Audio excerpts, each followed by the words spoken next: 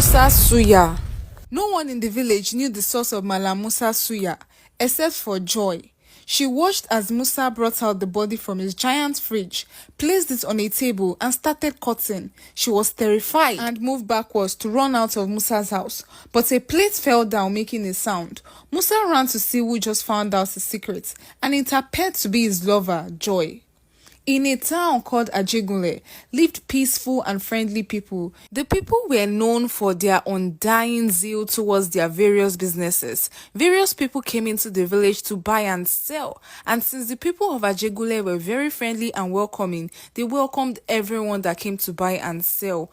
Among the people that came to sell in Ajegunle is Malam Musa, a very gentle and easygoing man. He was so gentle, never talks much except his marketing to his customers. The people of Ajegunle loved Malam Musa so much, and they loved the suya more.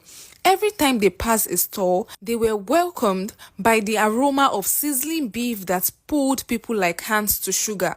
The people loved the suya so much. It was delicious, spicy, soft, and very addictive. The people knew there was one secret ingredient Malam Musa had to his suya, but they never guessed right.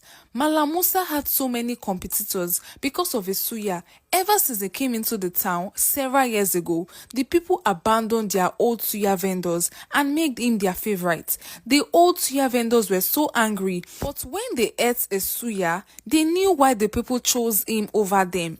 They tried all they could to know his secret recipe, but they never did. They were also bothered about the price of Malam Musa's suya. Apart from the fact that the suya was so sweet and soft, it was so cheap. It made the people so angry at the other suya vendors, calling them greedy and selfish. Thinking they hiked the price of their suya, they made Malam Musa their favorite. His suya was so cheap and delicious. The other suya vendors were confused. How is his own so cheap? How can he be selling so low? Doesn't he want to make any gain? They asked themselves, but they never got answers. Most suya vendors left the business because everyone were buying from Malam Musa. Coming to Ajegunle was the best decision Malam Musa has ever made, according to him. In the previous village he was in, he never made sales like he did in Ajegunle town. The people also liked the taste of his suya, but he hardly made any gain. But ever since he moved to Ajegunle town, his sales rise like never before. People from both far and near visited the village to eat the popular Malam Musa suya. His business grew so much, he started by selling with a table on the village streets.